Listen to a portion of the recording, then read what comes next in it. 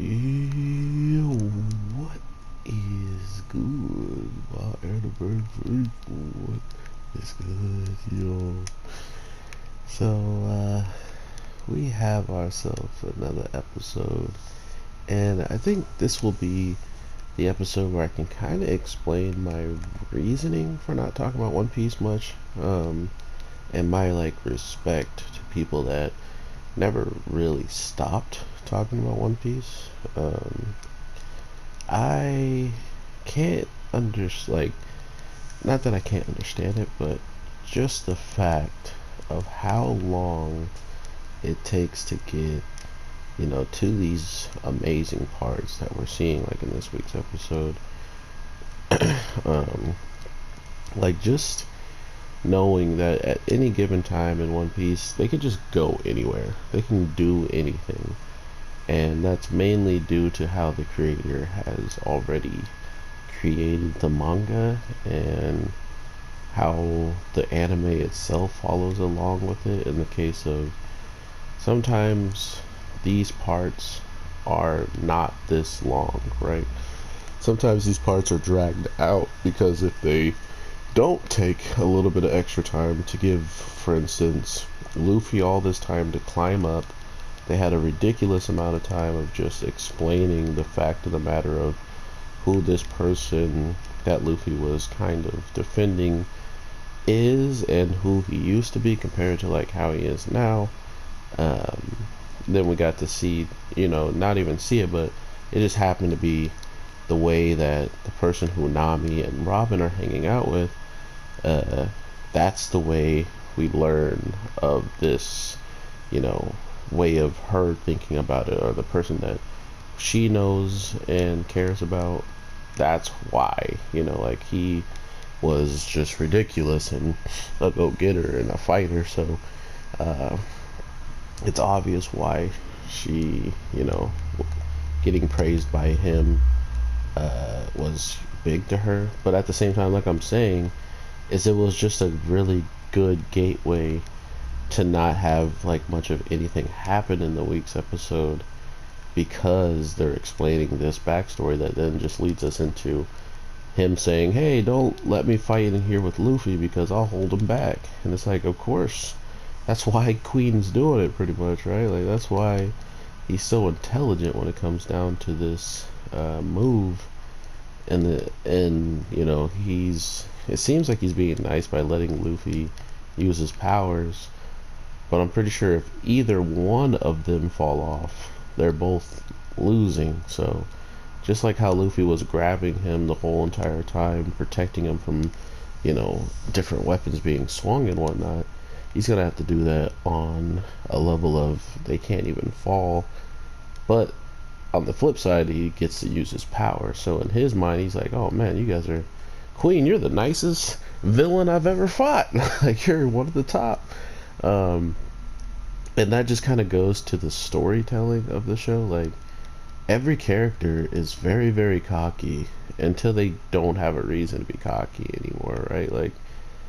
I'm guessing if all of this goes bad, if all of this goes to a point where Queen gets absolutely smacked for doing this decision, including since Luffy just wants to fight him. He's like, yo, you talking about bringing in all these guys with numbers and weapons and all that? How about we just brawl? What happened to big man get it done himself? So I'm interested in seeing what Queen's response, seeing how he was already kind of taken back by him wanting to fight overall probably the strongest guy supposedly there, compared to fighting his chance of multiple upon multiple people he's already defeated easily, and just keep it going from there. So that's the cool thing about Luffy, is man does not have any chill. And why should he have any chill? He shouldn't, so he just don't. Straight up calls out the head honcho himself. It's kind of the best move to do too, because if he was going to jump into the fight at any given time, at least now you'll be fighting him from beginning to end, or you'll probably have an idea that he is going to want to jump in sooner than later.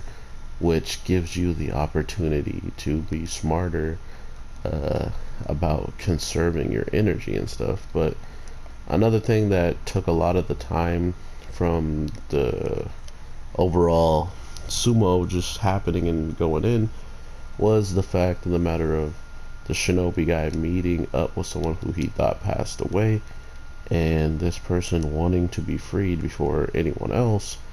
It was weird that I'm pretty sure he grabbed a whole bunch of keys, right? He grabbed a crap ton, like a circle row of keys, which should have more than just one person being capable to unlock out. So I was kind of surprised he didn't just try any of the keys to try to get him out, right? Like, it seemed like he just kind of was like, oh, I know for sure that these things can't help you, which would make sense because he said it's the cuffs to the hand, not the cell doors, right? Not to mention, even if they let him out and he does have the cuffs, he probably doesn't have a weapon, you know? Like, this guy is a ninja, and I believe this other guy is a samurai, so if he doesn't even have a sword and stuff, he's gonna already be at a disadvantage.